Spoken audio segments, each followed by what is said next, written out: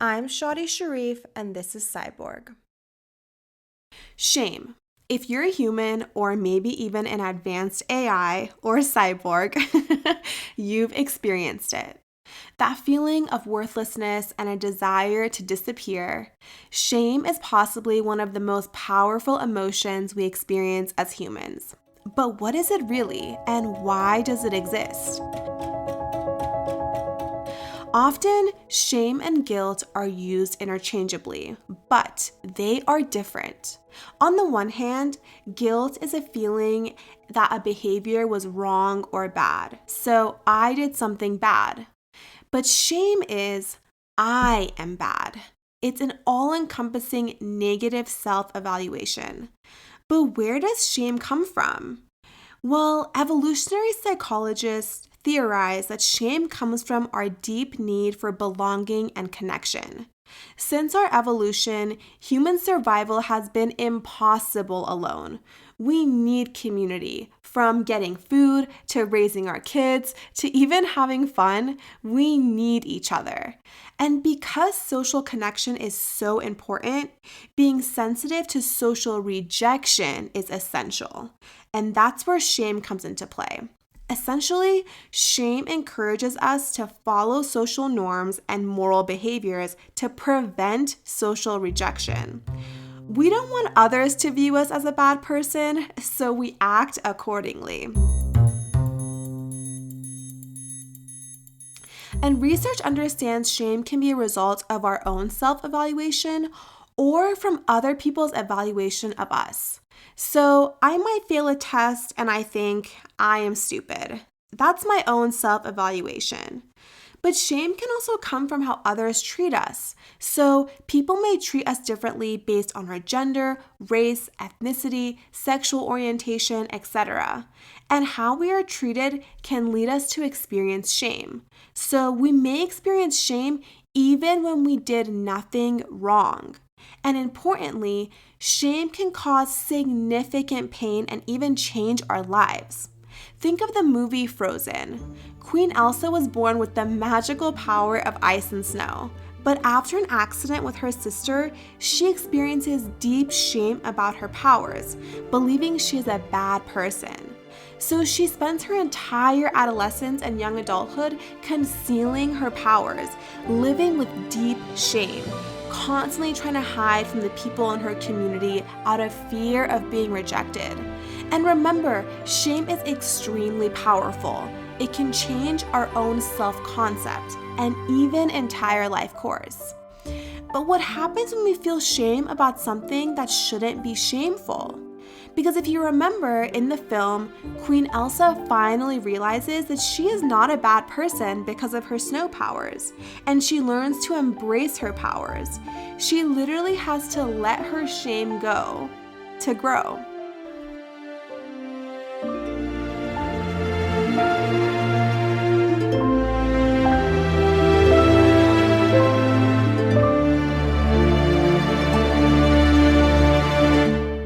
Similarly, often children of immigrants may feel shame about their family heritage and culture. The people in their community may not be accepting of diverse backgrounds, and this shame may lead children of immigrants to avoid connection with their culture and even concealing their identity. So in today's episode, we're going to explore this very experience, how shame develops, the impact it has on a person's life, and potential ways to deal with it.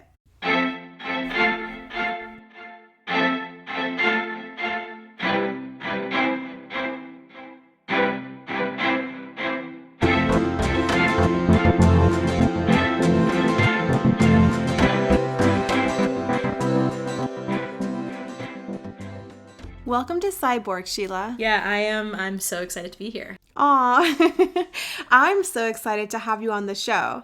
I'd love to first start off by you giving a little background on where you're from and where your family is from. Yeah, so I'm from here. I'm born and raised in Colorado. I've been here my whole life. My brother's also from the States. My parents and grandparents obviously are from Iran. We have half from Shiraz and half from Tehran. And then everybody has now migrated here. Amazing. So, both of us are Iranian Americans, and what's really special is that Sheila and I have known each other since we were kids. So, we've seen each other in many different stages of life. And I'd love to hear how you describe yourself growing up. Oof. I was a free spirit. I wanted to know everything.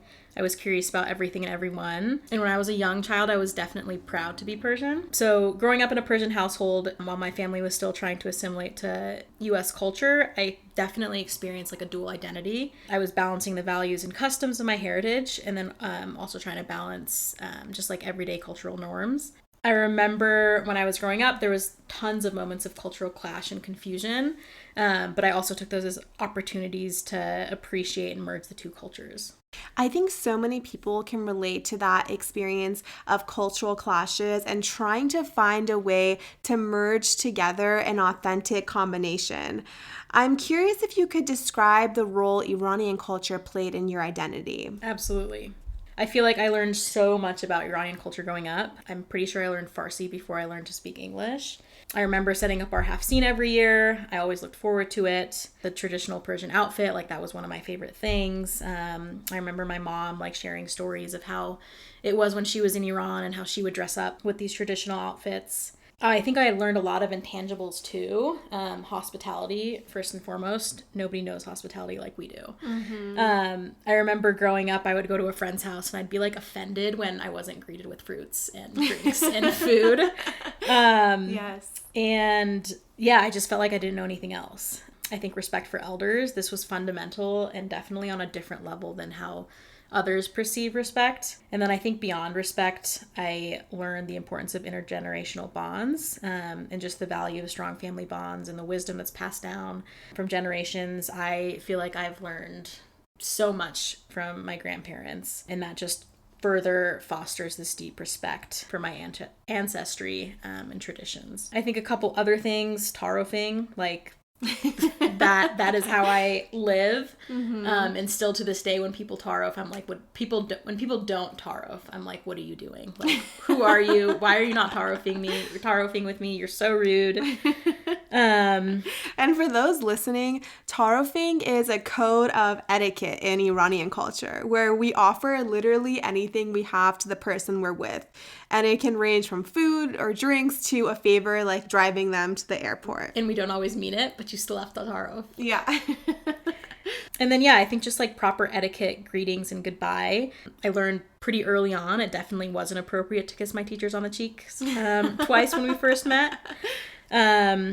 But then I think just on a more serious level, just like learning and observing resilience and adaptability, just seeing how my family was navigating the challenges of maintaining their cultural identity, and then while adapting to this new environment. I feel like I pretty quickly learned to navigate and mediate between the two, and the different cultural expectations and norms. It was probably first grade when I was like, okay, it's not appropriate to kiss my teachers. But yeah. That completely makes sense. So, as you increasingly became aware of these cultural differences, I'm curious if that changed your identity. Totally. I think I have two very different identities, I should say. So pre 9/11, I feel like there was one part of me, and then post 9/11, it was a completely different part of me. Pre 9/11, I was so proud of my Persian culture. I always wanted to ingrain my friends in it. Would always talk about it. I would have friends over, and we would play house or play dress up, and I was always in my like traditional Persian gear. So pre 9/11, it was like the coolest thing, and I wanted everybody to know about it. Post 9/11 is when things changed. Wow, I think a lot of Middle Easterners can relate to that experience of fear or even shame post 9/11. Can you describe the ways in which your split identity manifested? Felt like I couldn't get away from that side of my identity quick enough. I felt like I was ashamed. I wanted to hide it. I never outright lied to people, but I feel like when people would ask post 9/11, I'd be like, oh, my parents were from Persia, hoping that they didn't put two and two together. And then I would always say I was South Asian and never Middle Eastern. Totally. Growing up, I also would say I am Persian. I would never say I'm Iranian because of the fear and shame I felt being associated with American preconceived notions about Iran? I think it all stems from just like discrimination and stereotypes that came from 9/11. I think I experienced a lot of feelings of being an outsider. I was scared of the discrimination that I could face. I saw other people dealing with it, and so I didn't want any part of it. I think the surge of suspicion and discrimination towards Middle Eastern people after that, and still to this day, just led me to feel really, really ashamed. So that's why I like started concealing aspects of my culture, because I wanted to avoid that negative attention. At the same time, I think there were parts where I struggled with that dual identity and trying to like separate the two, and it was like an internal conflict within me. And so I think that's when I was like, okay, I have to pick and choose, and I'm gonna like rebel against this and then just like focus more on, you know, my American culture and in the American society. I think when I was a teenager, definitely it impacted my sense of belonging. I felt like I didn't live in a world anymore where the two could coexist, something that I did up until I was like 7 or 8. So it was like this rude awakening. Definitely. And it's such an incredibly difficult position to navigate. And it seems like you took a step back maybe from your Iranian identity as a result. I'm curious how your family reacted to that decision. Initially, they tried really, really hard. I think they could sense that I was kind of drifting away. So, you know, they made me go to Persian or to Farsi classes to learn to read and write. They made me take Persian dance classes. I remember my mom would always make me join her for like Sins de Badar and Yalda and just like all of that. And I think that's kind of what prompted this rebellion in me, just because I was like, why are you, you know, making me do this? Why are you being so pushy about all of this? And I felt like I was almost like losing my independence. And so that's when I was like, okay, no, I'm going to like take a step back, and I'm going to like make it known that I'm taking a step back. And so, yeah, I think initially they really did try, and they really wanted me to connect or reconnect with everything. And then that's kind of when I took it into my own hands, and I was like, nope, don't want to do this. And then at that point, I think they were like, okay, well, you know, she'll figure it out. She'll come back to it. Let her just, you know, deal with it in the ways that she needs to, cope with it in the ways that she needs to. I think my grandparents never gave up. I remember my grandparents, you know, came to America and they tried to learn English, and at one point they like stopped because they were trying to like speak to me in English and speak to my brother in English, and like then we were losing our Farsi, and so they just stopped learning English just so we could maintain our Farsi. So yeah, I think it was a little bit of both. My parents eventually took a step back, but my grandparents did not give up, and they still have not. Aw. And I think a lot of parents try to engage their kids in their culture, but it sounds like that almost pushed you further away from it. I think there were times where I definitely missed it, but because I was in this like internal conflict and like realizing that the two couldn't coexist in my head, I was almost like, okay, I need to like have negative associations to this so I don't miss it, so I don't feel bad. So I think initially it was like this, oh my gosh, I missed this, like what can I do? But then eventually it turned into like I truly don't want anything to do with this. Oh, wow. So this part of your identity that used to bring you so much joy and pride as a child turned into a source of shame that you wanted to disassociate from. I'm curious, as you've gotten older, whether your relationship with your Iranian identity has shifted. I can't really say I know when that started or what happened or what caused that shift in me, but I think it just stems from a couple or several key realizations and experiences that I had over time. I think as I matured, I came to understand the deep sense of identity and belonging that comes from being connected to your cultural roots. I think embracing my heritage provided a strong foundation and a clearer sense of who I am. And then facing that discrimination more so indirectly and feeling like an outsider taught me the value of staying true to myself, which is not in the position that I was in when I was younger. I think I started to realize that the older I got. And it was probably in undergrad where I was exposed to so many different cultures and experiences that's when I began to have an increased appreciation for cultural diversity. And I began to recognize the richness that all these different backgrounds bring to the tapestry of society. And then the older I got and as I continue to grow, I also feel like I developed a deeper relationship with my grandparents, and I recognized that was my link to them, the cultural background. And I wanted to keep my family stories, values, and traditions alive. And then I think a time in your late teens, early 20s, that's when intimacy is just really important and connections are vital. And so being a part of a group that shared my background at that point was just very comforting and empowering. Wow. So, as you got older and developed your sense of identity, you came to the realization that your cultural background is actually a really important part of you and not something you want to conceal. And it's really interesting that this happened when you started college. So, the environment you were in was a lot more accepting of different backgrounds, and that allowed you the space to explore the values most important to you, like your family and your grandparents.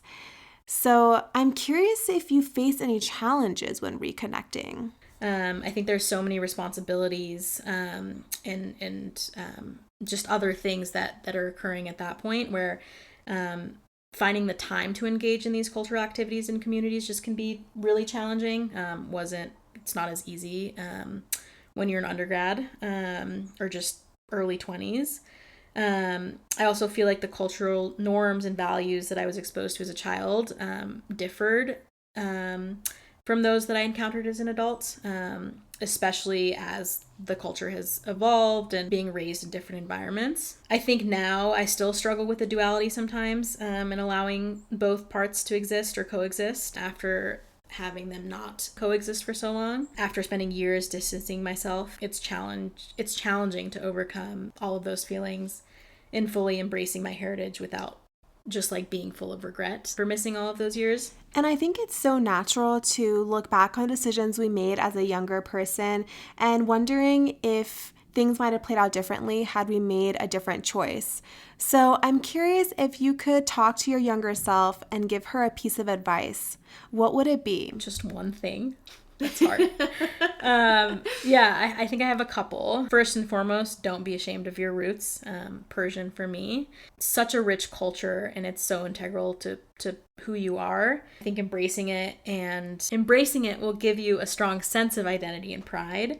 Discrimination and feeling like an outsider can be tough, but those are the experiences that make you stronger. Important to stay resilient and remembering that your value isn't defined by others' perceptions. That last point I think I take with me in everything I do. I think it's so important to make an effort to learn about your culture, the language, the traditions. These become invaluable as you grow older and you seek to make connections with your heritage. I think being open to learning and evolving is really important. I think my understanding of my culture and being Persian has grown so much and it's changed so much, and that's okay.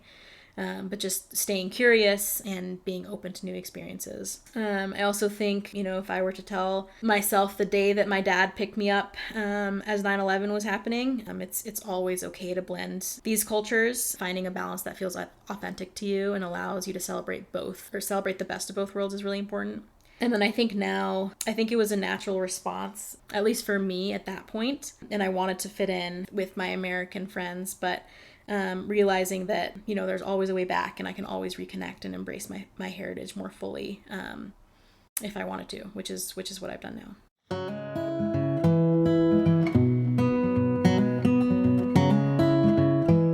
As Sheila bravely shared, her experience of shame led to a disconnection from her family's culture. Growing up, one of the most important desires we have is wanting to fit in. And there's this added pressure in many children of immigrants to assimilate and separate ourselves from our family's culture. Often, though, as we mature and develop our identity, not having a connection to our roots can be confusing and potentially destabilizing. So, as feelings of regret may creep in, this can further our feelings of shame. And that's why shame can be so harmful. We can get caught in a cycle. So, how can we work through this?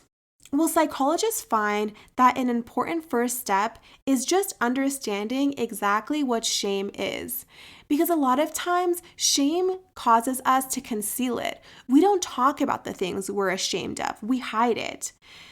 And at its core, shame arises from a wish to be accepted and loved. And this definition can be life-changing. Because recognizing that our shame is really a result of our wish to be loved opens the door for us to experience self-compassion, offering empathy to ourselves. We feel this way because we want to be loved. So we're not inherently bad, we just want to be accepted. And this reframe is so important. And research shows that self-compassion significantly improves our well-being. It's connected with lower risk for anxiety and depression, but also an improved self-esteem, sense of hope, optimism, and even happiness. And one way to practice self-compassion is through mindfulness. So after the credits, I will lead a loving kindness mindfulness practice that you might want to stay tuned for. But ultimately, I want to emphasize how hard it is to live in a place where your family's culture is devalued. And I want to recognize and honor that shame is a normal response to that environment. So to that degree, I want to end with this poem by the Persian poet Hafez. Admit something. Everyone you see, you say to them, "Love me." Of course, you do not say this out loud. Otherwise, someone would call the cops. Still, though, think about this. This great pull in us to connect. Why not become the one who lives with a full moon in each eye, that is always saying, with the sweet moon language, what every other eye in this world is dying to hear.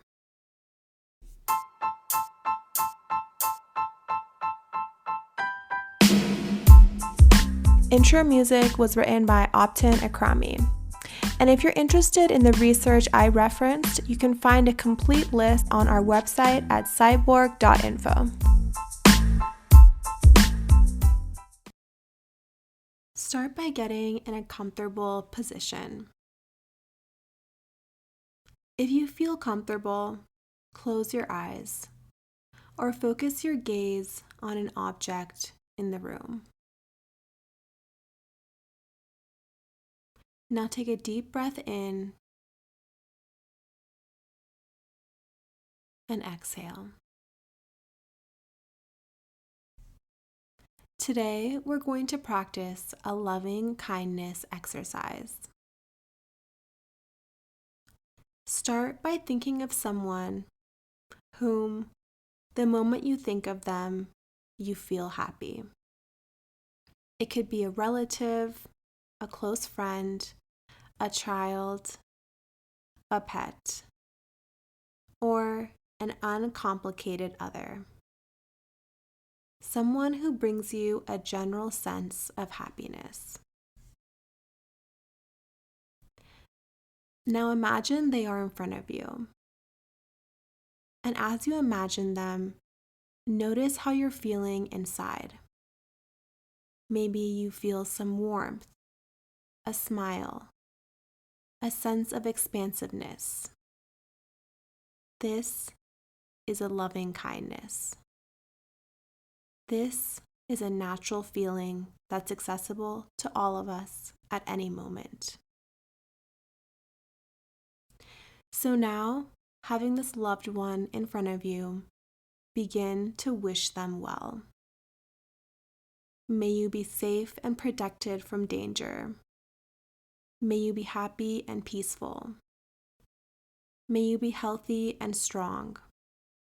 May you have ease and well-being. You can use these words or your own words. As you're sending out these feelings of loving kindness, also check into yourself and see how you're feeling inside.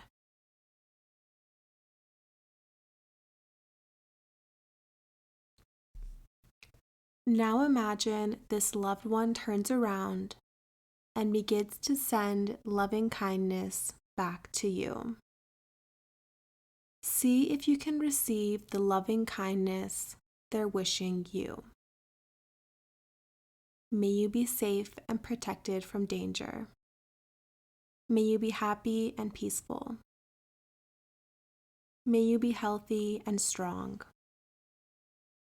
May you have ease and well-being. Let yourself take it in. May you be safe and protected from danger. May you be happy and peaceful. May you be healthy and strong. May you have ease and well-being.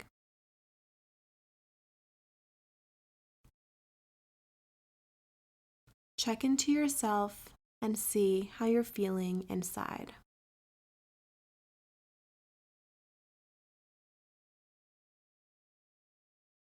Now bring your attention back to your breath. Take a deep breath in and exhale.